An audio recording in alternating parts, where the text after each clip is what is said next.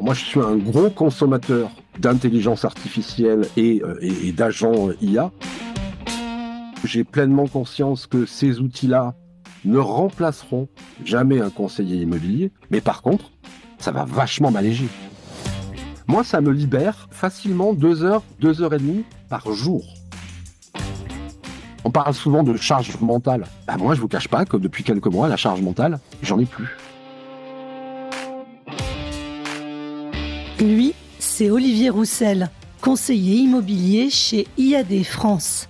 Et moi, je suis Lise Barcellini, journaliste passionnée de rencontres et d'innovation. Vous vous demandez comment utiliser l'intelligence artificielle dans votre travail ? Vous êtes au bon endroit. Vous écoutez, il y a encore du taf.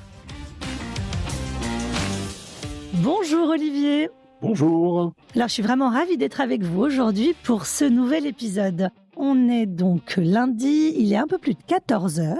Est-ce que vous avez utilisé l'IA depuis le réveil ? Et si oui, pour faire quoi ? Alors oui, moi je suis un gros consommateur d'intelligence artificielle et d'agents IA, pour la simple et bonne raison, c'est que moi je suis un fan de technologie, que j'ai pleinement conscience que ces outils-là ne remplaceront jamais un conseiller immobilier, mais vont lui permettre de se consacrer sur des tâches qui sont les vraies tâches d'un conseiller immobilier, c'est-à-dire d'être le plus facilement et le plus efficace sur le terrain. Donc moi, la première chose que je fais le matin, c'est que je regarde comment mes agents IA ont traité mes mails, mes leads sur les différents réseaux, la veille technologique que j'ai commandée, etc., etc.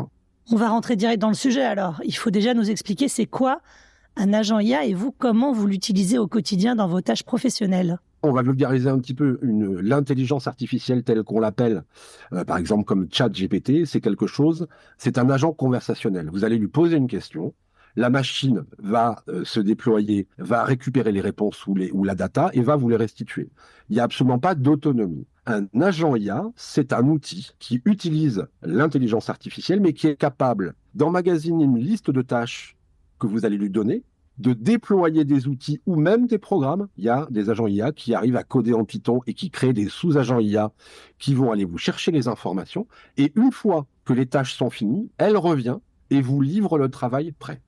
Ça, c'est une véritable révolution. Ok, est-ce qu'on peut prendre une tâche en particulier pour décortiquer comment vous utilisez ces agents IA pour une tâche ? Alors, par exemple, une chose qui est extrêmement fastidieuse, pas forcément que dans l'immobilier, mais notamment dans l'immobilier, c'est les recherches pour des statistiques. Par exemple, les prix au mètre carré sur un secteur très particulier. Pas mal de données sont des données publiques. On peut aller chercher sur ce qu'on appelle les DVF, c'est le site des valeurs foncières. Mais si on fait ça à la main, ça prend des heures et des heures. Avec un agent IA, vous pouvez tout simplement lui donner la tâche, va me chercher l'évolution des prix dans telle commune de telle date à telle date, prépare-moi un tableau, fais-moi un graphique pour montrer l'évolution, la baisse ou l'augmentation des prix, connecte-toi à l'INSEE et donne-moi le profil type de la personne qui achète, sa catégorie socio-professionnelle, son âge, etc., etc. Toutes ces informations-là, elles sont en ligne, c'est de la data publique entre l'INSEE, les DVF et des choses comme ça. Une personne, un humain peut le faire. C'est quasiment un travail de bibliothécaire d'aller collecter l'information, la vérifier parce que c'est très important, et ensuite la retranscrire dans un document propre. Moi, ça, je le faisais quand j'avais mes agents parce que j'avais des collaborateurs qui pouvaient faire ça. Une assistante de direction, etc., etc. Nous, aujourd'hui, ce qu'il faut bien comprendre dans le modèle économique que j'ai choisi, moi, je travaille tout seul. Mais grâce à l'intelligence artificielle, j'arrive à m'entourer d'outils qui peuvent, à ma place, avec un très haut niveau de précision et sans consommer mon temps et mon énergie, m'amener le résultat de 1, 2, 3, 4 personnes. Donc des outils IA, des agents IA qui remplacent des humains pour vous aider dans vos tâches au quotidien.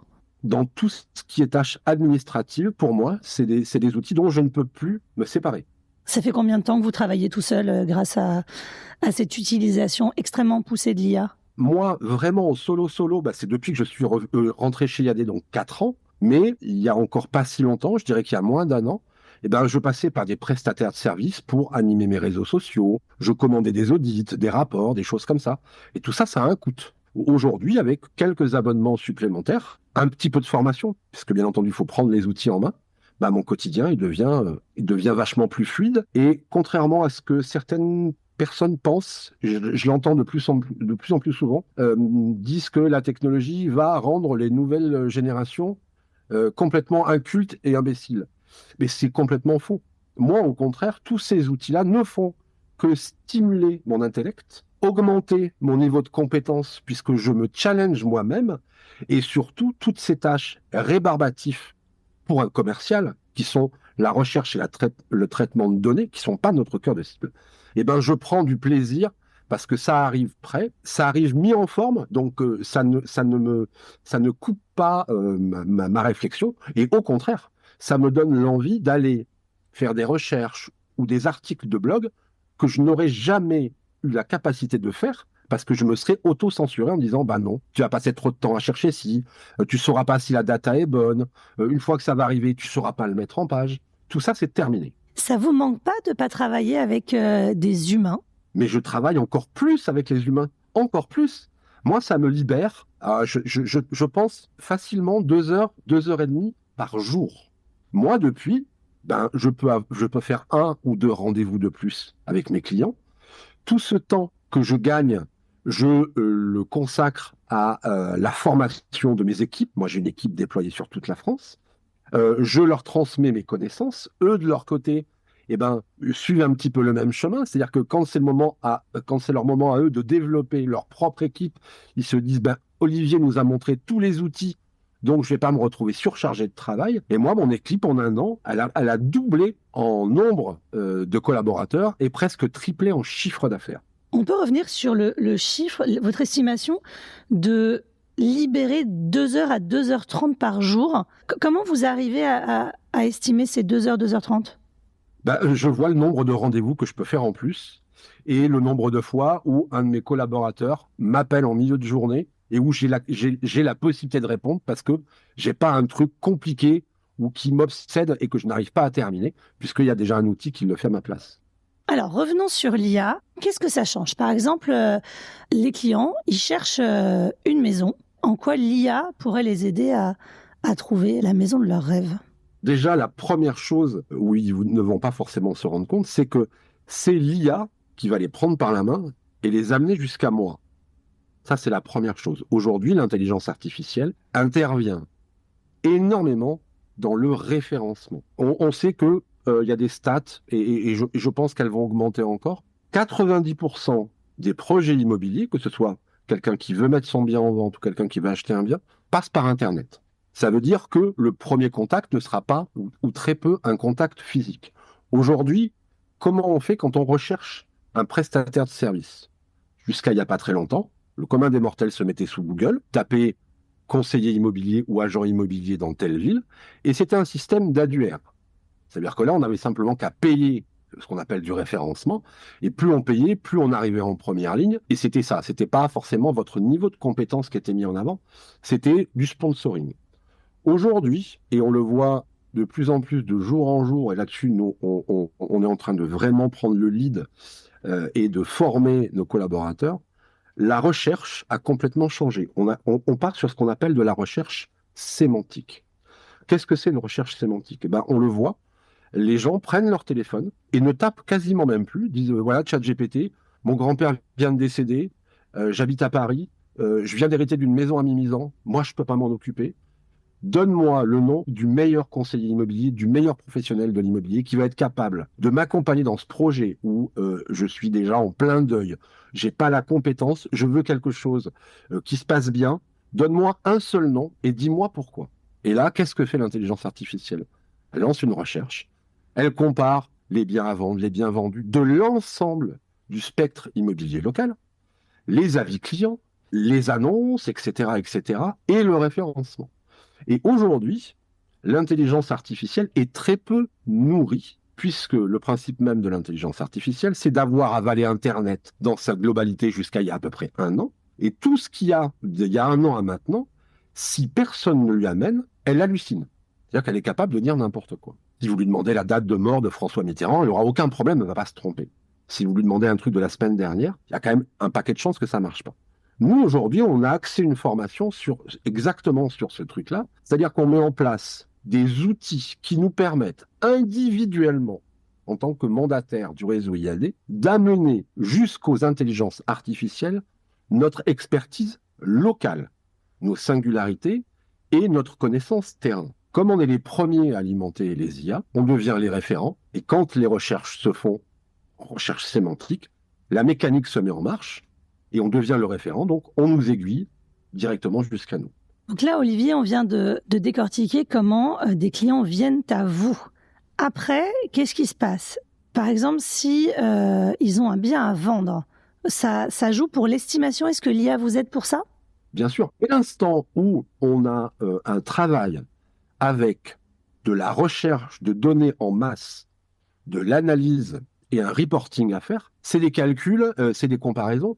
Quoi de mieux qu'un ordinateur pour faire ça? Alors si en plus on a une IA, c'est-à-dire qu'on est capable de parler à l'outil pour lui demander ce qu'on veut sans coder, et c'est ça qui est la vraie révolution. Pour moi, la première vraie révolution dans l'arrivée de l'IA, c'est que c'est la première fois qu'un humain non geek, non codeur, est en capacité, avec ses propres mots ou même maintenant sa voix, de demander à une machine quelque chose et la machine de comprendre, d'aller chercher et de restituer. Ça, c'est la première nouveauté. Et maintenant, le step d'après, c'est que l'agent IA est capable d'enchaîner différentes tâches pour accomplir pas une opération, mais carrément une mission globale. Et ça, c'est révolutionnaire. Mais l'agent IA ne peut pas se déplacer pour voir le bien en question, la maison à acheter, à vendre. C'est bien pour ça que je reviens sur ce que je disais tout à l'heure. Un conseiller immobilier, comme tant d'autres, comme un artisan, ne sera jamais remplacé par l'outil. Simplement, on peut donner mission à ou aux outils toutes les tâches administratives à faible valeur ajoutée et non rémunératrices. J'insiste, moi, l'avis de valeur, je ne le facture pas. Et c'est pas pour autant qu'il doit être de moins bonne qualité. Nous, nos avis de valeur, c'est 20 ou 25 pages. C'est presque une étude comparative. Hein. L'avis de valeur, c'est ce qu'on appelle dans le grand public une estimation. Notre jargon nous fait dire avis de valeur, mais c'est la même chose. Moi, aujourd'hui, ma structure, elle est ultra légère parce que j'ai des outils ultra performants. Et je ne croule pas sur le travail. Hein. Dans quel autre cas concret vous utilisez des outils IA? L'étape principale pour nous, c'est le bon positionnement du prix. Si le prix n'est pas bon, tout ce qu'on va mettre en place derrière, c'est comme si on n'avait rien fait. Donc, premier positionnement, bien entendu, le prix. Ensuite, côté vendeur, moi, l'intelligence artificielle, elle me sert à augmenter ma capacité à marketer le bien. Plus belles photos, du clip vidéo, des posts sur les réseaux sociaux percutants, des meilleurs textes, pas de faute d'orthographe. Maintenant, on voit de plus en plus des vidéos ou des photos qui sont améliorées avec l'IA, où on se projette dans le bien alors qu'il n'est pas comme ça. Ça plaît vraiment, ou on se dit qu'il y a un peu mensonge sur la marchandise? Pour moi, il n'y a pas mensonge, puisqu'on ne fait pas croire que c'est la réalité. Si c'est le cas, oui, c'est du mensonge. Alors là, je vais être très très clair, et moi je forme mes équipes là-dessus. Dans l'immobilier, il y a un levier psychologique extrêmement important, c'est l'ascenseur émotionnel. Moi, quand j'ai commencé à faire de la visite virtuelle il y a une dizaine d'années, pas mal de gens me montraient un peu du doigt parce que ouais, j'étais le gars qui venait avec ses gadgets, ça servait à rien. Moi, aujourd'hui, 80-90% de mes clients habitent à 4 heures de chez moi. Si je fais pas une visite virtuelle, si je leur propose pas des photos, si je les aide pas avec un plan 3D, en leur expliquant ce qu'on peut faire du bien, si je fais pas passer mes équipes d'artisans avec des devis, pour moi, je fais pas mon travail à 100%. Aujourd'hui, qu'est-ce qui va déclencher un oui? C'est quand on aura, établi un climat de confiance, donc un ascenseur émotionnel qui va du bas vers le haut. Moi, je le vois quand les gens viennent et qui n'ont fait que la visite virtuelle. Je parle pas, j'ouvre la maison et je les laisse rentrer. Presque 10 fois sur 10, il y a un temps d'arrêt, ils se retournent et ils me disent ah, Olivier, il faut qu'on vous dise la vérité. On souffle parce qu'on avait peur que vous ayez maquillé la maison. Et je leur explique, mais je dis si jamais je fais ça, le rendez-vous s'arrête là. Vous avez perdu votre temps, j'ai perdu le mien, vous allez me mettre des mauvais avis clients. La personne qui fait ça installe une mécanique d'ascenseur émotionnel dans le mauvais sens et elle est punie, elle a raison. Avec quel outil IA vous faites ça? Je le fais avec pas mal d'outils. Je pars de photos que je prends moi-même de façon à ce que les dimensions soient bien respectées. Ça, c'est vraiment la base. Et après, il y a pas mal d'outils. Mais maintenant, il y avait quelques applications qui tournaient bien. Mais maintenant, les intelligences artificielles natives, quand on sait bien faire le prompt, on arrive soi-même à faire des choses incroyables. Est-ce que vous comprenez ou est-ce que vous connaissez d'ailleurs encore des conseillers IMO ou des agents IMO qui n'utilisent pas du tout d'outils IA? Malheureusement pour eux, oui, j'en connais quelques-uns. Statistiquement, je pense qu'ils sont assez près de la retraite, donc ils vont pas sentir la balle dans la nuque. La nouvelle génération, je pense qu'ils sont nés un peu avec, et tant mieux pour eux. Moi, j'ai démarré l'immobilier, il n'y avait pas Internet. Donc, s'il y a bien une personne qui a réussi à survivre à 25% de transformation du métier de l'immobilier, c'est bien moi. Et c'est pas maintenant que les outils deviennent accessibles et faciles à utiliser que je vais commencer à faire le vieux réactionnaire. Ce serait un suicide programmé de ma part. Alors, je vais faire l'avocat du diable dans l'autre sens. Il y a tellement d'outils qui sont démocratisés. Vous avez expliqué, maintenant on parle à des IA sans savoir coder. On a vraiment accès à plein de choses. Pourquoi est-ce qu'on pourrait pas trouver notre maison, la maison de nos rêves ou vendre notre maison sans passer par un conseiller ou un agent immobilier? Pourquoi on pourrait pas tous le faire, votre métier maintenant? Aujourd'hui, qu'est-ce que les gens qui ne souhaitent pas passer par un professionnel de l'immobilier ont comme argument? Les honoraires. Alors qu'ils fassent pareil pour les garagistes, pareil pour les boulangers, voilà. Alors si c'est le tout faire soi-même, ben écoutez, moi je pense qu'il y a des gens qui ont le temps, et tant mieux pour eux, qu'ils en aient les compétences, je trouve ça un peu prétentieux, et moi qui suis curieux, j'aimerais voir leurs résultats. Très bien. On a parlé du homestaging. Est-ce que après, donc une fois que vous avez trouvé un client pour le bien qui était à vendre, comment vous utilisez l'IA?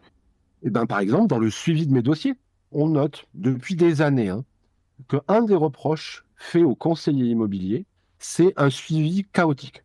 C'est-à-dire que vous appelez, vous voulez voir un bien, vous faites une visite. Si le bien vous plaît, tout se passe bien. On part sur un suivi, une offre d'achat, un compromis, un rendez-vous chez le notaire. Voilà, parce il y a un cursus légal à suivre. Si jamais, et ça arrive plus souvent que la première hypothèse, le bien n'est pas exactement le bien de vos rêves. 80% des conseillers immobiliers, cette data-là, ils la perdent. Ils ne rappellent pas le client, ou très peu, parce que ça demande une organisation, si elle doit être faite sur du papier, qui n'est pas dans l'ADN d'un vendeur. Ça, c'est le travail d'une assistante commerciale. L'assistante commerciale, elle ne close pas un deal, elle accompagne le closer et le setter. Aujourd'hui, on a des outils très simples qui permettent de capter les leads, acheteurs ou vendeurs, de les mettre dans un outil qui s'appelle une base de données et d'aller, grâce à l'intelligence artificielle, traiter, séquencer cette base de données et faire tout le suivi. Et ça, en termes de taux de transformation, les gens qui commencent à s'équiper, à se former de ces outils-là, leur chiffre d'affaires va être multiplié par 2 ou par 3. Pas qu'ils n'auront plus de clients, mais ils auront traité jusqu'à la fin plus de clients par contre. Est-ce qu'il y a encore un ou deux cas pratiques que vous utilisez qui pourraient parler aux auditeurs et aux auditrices? Oui, oui, oui.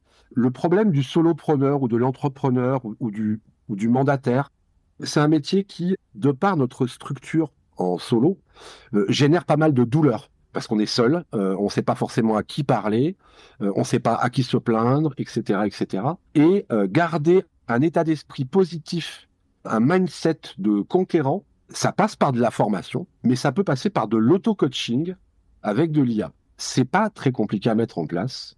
Je vais vous donner un petit tips gratuit, que je pourrais le vendre en formation, mais ça me fait plaisir. Par exemple, avec ChatGPT, on a différentes façons d'utiliser cet outil, mais on peut créer ce qu'on appelle des GPT. Vous créez un mini-outil, vous lui donnez une base de connaissances, une mission, et vous allez l'activer exclusivement quand vous aurez besoin de ce service-là. Ben moi, je me suis fait un GPT d'auto-coaching. Je me suis fait aussi un GPT pour aller me confronter à une chose que je déteste, et je ne suis pas le seul, au phoning. Aller appeler des particuliers qui sont harcelés par des gars comme vous, qui tiennent toujours le même discours, et essayer de ne pas se faire, dans le meilleur des cas, raccrocher au nez, dans le pire des cas, insulter. Parce que ça arrive. Et ben moi, j'ai créé un GPT avec toutes les caractéristiques du client difficile, avec une base de formation en psychologie, en l'art de la manipulation, en sémantique, etc., etc. Et quand je dois aller faire un appel que je sais qui va être douloureux parce que c'est pas là où je suis le plus fort et c'est pas ce que j'aime, ben pendant 10 minutes, je parle à ce GPT et quand j'arrive au point bloquant, c'est-à-dire quand le client m'a dit non, j'ai un bouton que j'ai créé qui s'appelle Reverse. Je deviens le client chiant, ou le client qui veut pas, et GPT devient le conseiller immobilier, de façon à ce que, au bout de l'exercice, il n'y ait pas un échec, mais une solution. Ça, si vous deviez le faire avec un professionnel, c'est 1 heure ou 1 heure et demie de coaching par semaine, ça va vous coûter 300-400 balles, ça les vaut, mais vous ne pourrez pas appeler votre coach si à 14h30, on vous dit Olivier, mon voisin a besoin d'un avis de valeur, machin, il faut y aller maintenant. Ou appelle ce gars-là, je lui ai parlé de toi au déjeuner à midi, bon, par contre, il n'aime pas trop les agences. Avec ces outils-là, l'auto-coaching, c'est hyper puissant. Et la spécificité d'une IA, j'ai un tempérament un peu... moi, je suis un peu sanguin, je m'énerve assez vite. Avec une IA, vous pouvez lui demander 1000 fois le même truc parce que vous n'avez pas compris. Il n'y a pas d'ego, il n'y a pas de rapport de force. Il n'y a que de l'échange. Moi, si un de mes filleuls, je lui explique, et je suis convaincu de lui avoir expliqué avec les bons mots, machin, mais qui ne comprend pas, à un moment, tout gentil garçon que je suis, je vais aller faire un tour dehors et ça va pas bien se passer, quoi. Avec l'IA, on a plus ce problème-là. C'est un outil qui est tourné 100% efficacité, 100% résultat. C'est fantastique. C'est très utile. Merci beaucoup pour ce tips, Olivier. Surtout que ça marche même quand on n'est pas dans le secteur IMO. Hein. Voilà, l'auto-coaching, ça peut marcher pour tout un chacun et chacun des auditeurs. Les gens qui ont un réveil difficile, par exemple, moi j'en connais, ils sont pas du matin, on peut avoir un système de coaching avec une playlist musicale qui va vous mettre dans de bonnes conditions, un petit rituel à faire, et surtout vous avez quelqu'un à qui parler sans prendre de gants, parce que votre compagne, à un moment, si pendant 6 mois vous vous levez avec la tête à l'envers et tout va mal, alors non seulement vous n'allez pas progresser, elle, vous allez la faire plonger, parce qu'il y a ça aussi, hein. La mauvaise énergie, c'est comme une maladie vénérienne, hein. Ça se transmet, hein. Alors qu'avec une machine, tout se passe hyper bien. Et puis, je pense qu'avec une machine, on peut se permettre de se livrer sur des trucs qui sont peut-être un peu personnels, pas toujours faciles à dire, parce que c'est jamais qu'une putain de machine, quoi. Lors de notre entretien de préparation pour cet épisode, on avait parlé aussi d'un outil IA qui vous permettait un peu de remplacer un poste d'assistante de direction. Moi, un de mes gros points d'entrée, c'est mon téléphone. Quand je suis en rendez-vous et que mon téléphone sonne, je peux pas répondre parce que déjà, j'aurais du mal à me reconcentrer. Je pars du principe que si moi, j'étais en train de faire une visite et que le gars dit attendez, faut que je réponde, c'est important, ça veut dire j'entends c'est plus important que le rendez-vous qu'on est en train de faire. Moi, le rendez-vous, il s'arrête là, hein. Ça s'appelle Allo. C'est un standard téléphonique digital, donc il n'y a pas de mécanique à l'installer. Il garde votre propre numéro de téléphone. Il y a simplement un renvoi d'appel de votre ligne téléphonique. Vous pouvez avoir un numéro supplémentaire. Et c'est une intelligence artificielle que vous allez entraîner vous-même, qui est ultra puissante, puisque moi, elle est connectée à mon site internet. C'est-à-dire que si la personne appelle sur une annonce précise, elle est capable de répondre en lisant la fiche, sans aucun problème. Elle est connectée à mon Google Agenda et à Calendly. Elle peut très bien, si l'appelant souhaite avoir un rendez-vous, dire bah, écoutez, donnez-moi votre mail, je vais vous faire 3 propositions de rendez-vous. Elle check mon agenda, elle me les positionne, moi je les valide ou je les invalide. Donc c'est un gain de temps. Les clients qui n'ont jamais été en contact avec vous, ils tombent potentiellement sur une voix artificielle. Parce que moi, quand ça m'arrive, ça me plaît pas trop. C'est pas un point bloquant pour certains clients ? Peut-être qu'au départ, pour certaines personnes, moi j'étais un peu inquiet plutôt pour les gens d'un certain âge, qui étaient peut-être un peu pas très chaud avec ça. Et je m'aperçois que c'est mon public. Moi, les appels que j'ai de personnes à la retraite, je leur parle de visites virtuelles, ils sont comme des fous. Je leur propose un rendez-vous en visio un dimanche matin, ils sont comme des dingues. Sur Facebook, ils font des commentaires. Ils ont complètement apprivoisé cette technologie parce que qu'est-ce qu'ils recherchent? C'est du confort. Et la technologie, elle doit amener du confort, pas de l'inconfort. Et pour en revenir à Allo, le truc qui est vraiment hyper important, c'est que lors d'une conversation téléphonique qui dure longtemps, vous pouvez être distrait, il peut y avoir un truc autour, et vous pouvez zapper des trucs. Moi, chaque fois que je raccroche, l'IA me fait une synthèse très précise et m'envoie un mail pour me récapituler la conversation. Donc, si j'ai mal compris un mail, mal noté un numéro de téléphone, si je me suis dit, bah, attends, il t'a dit mardi ou mercredi pour le rendez-vous, j'ai tout. Donc, je ne peux plus rien perdre. Une fois de plus, c'est un outil technologique qui va me permettre d'augmenter ma capacité et la qualité de mon travail. Ça fera jamais le travail à ma place. Mais par contre, ça va vachement m'alléger. On parle souvent de charge mentale. Bah, moi, je vous cache pas que depuis quelques mois, la charge mentale, J'en ai plus. Moi, quand j'ai un PLU à analyser, je le lis plus, mon PLU. Ça fait des mois que je le lis plus. Quand j'ai un règlement de copro avec 400 pages, 3 PV d'AG, des sinistres, des machins. Mais avant, moi, j'y passais les week-ends à stabiloter les machins. Et je pouvais passer à côté d'un truc ou que je n'avais pas vu ou que j'avais interprété. Je suis pas syndic, moi. Vous travaillez avec combien d'outils IA? Parce que là, on en a passé plusieurs en revue. Ouais, je dirais entre 15 et 20. Mais chaque outil a sa spécificité. Par exemple, quand je dois analyser un PLU, donc c'est du juridique, ou un PV d'AG, je ne vais pas donner ça à ChatGPT. Celui qui donne ça à ChatGPT n'a pas compris. Il y a un autre outil qui s'appelle Notebook LM. Vous lui donnez le document, il ne va pas regarder en dehors du document. C'est-à-dire qu'il ne va pas interpréter. Donc il n'y aura pas d'erreur. La pire des choses qu'il puisse vous répondre, c'est il n'y a pas l'information dans votre document. Vous prenez le même document, vous demandez à ChatGPT, il ne trouve pas, il va vous raconter une salade. Effectivement, une seule intelligence artificielle, c'est pas bon. À chaque tâche, il faut savoir quel est le meilleur outil. Justement, vous qui avez testé beaucoup d'outils, qui êtes dans la tech depuis des années, est-ce qu'il y a un outil IA en particulier que vous avez utilisé et dont vous êtes un peu revenu, où vous vous êtes dit finalement, je préfère le faire par moi-même? Ouais, les outils de homestaging virtuel. Ça a eu un effet bœuf au début, parce qu'on n'avait pas de point de comparaison. Aujourd'hui, on arrive à avoir des outils où il faut gratter un peu dedans, c'est-à-dire qu'il faut faire du prompt engineering, c'est-à-dire demander à la machine, je te donne une image que j'ai prise moi-même, c'est un appartement que j'ai à la vente, je vais te demander de l'aménager, sois attentive à une chose, tu ne changes pas les dimensions, parce que sinon ça devient du mensonge, etc., etc. Et je veux que les meubles que tu vas mettre à l'intérieur soient des meubles qui ressemblent à des meubles et pas un espèce de truc bricolé par l'IA. Ça, aujourd'hui, en prompt engineering, on a des outils qui sont super puissants. Ça marche hyper bien. Et on revient à des applications que moi, j'avais utilisées peut-être il y a un an. Quand je fais un truc, bah déjà, j'ai pas tellement le choix, ou alors j'ai 3-4 ambiances. Mais c'est pas, attention, on se roule pas par terre. Et si je veux juste changer la couleur d'un tapis ou machin, ça me change tout. Donc en fait, j'ai l'impression de gagner du temps au début, mais j'en perds. Et pour moi, c'est générateur de frustration. J'ai l'impression de ne plus avoir le contrôle sur mon outil, alors que l'outil sert à ça. Donc ça veut dire que c'est plus le bon outil. Ça doit rester un outil, ça doit obéir. Ça ne doit pas interpréter. Sinon, c'est une perte de temps. Donc, avec toujours ce regard humain, cette volonté humaine de faire en sorte d'utiliser l'outil pour un objectif précis. Et attention, moi, je garde le contrôle même de mes mails. Moi, je reçois des mails, j'ai un outil qui analyse les mails, qui sait me les trier, qui sait me préparer un brouillon. J'aurai la possibilité de lui laisser le droit de répondre. Je ne le ferai jamais. Je le ferai jamais. Moi, une petite erreur, un tutoiement à la place d'un vouvoiement, on perd un dossier. Moi, un dossier, c'est entre 15 et 20 000 euros.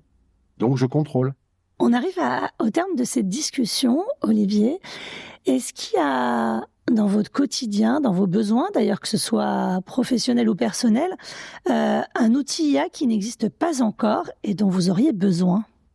Un outil IA qui n'existe pas encore. Oui, j'aurais quelque chose, je pense, qui va à un moment ou à un autre arriver. C'est ce qu'on appelle un CRM. Un CRM, c'est une espèce de logiciel qui va être le cœur de votre business. Tous les mails vont arriver, vont être mis à la bonne place, tous les documents vont être mis à la bonne place. Ce système de CRM existe déjà, mais il faut que vous mettiez le bon truc au bon endroit. Aujourd'hui, la technologie fait que une IA est tout à fait capable de savoir que ça, c'est un document qui correspond à de la location et pas de la transaction, qu'à une vente et pas à une offre d'achat. Aujourd'hui, l'intelligence artificielle, elle sait faire le distinguo de tout ça.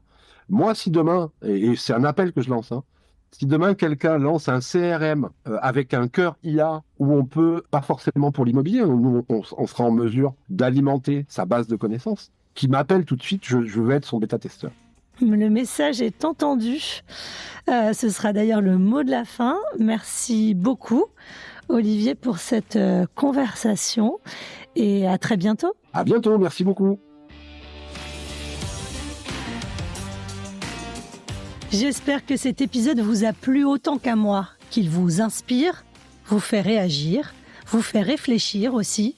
Si c'est le cas, je vous invite à partager l'épisode avec vos proches, vos collègues, à vous abonner et à me laisser 5 étoiles sur les plateformes d'écoute.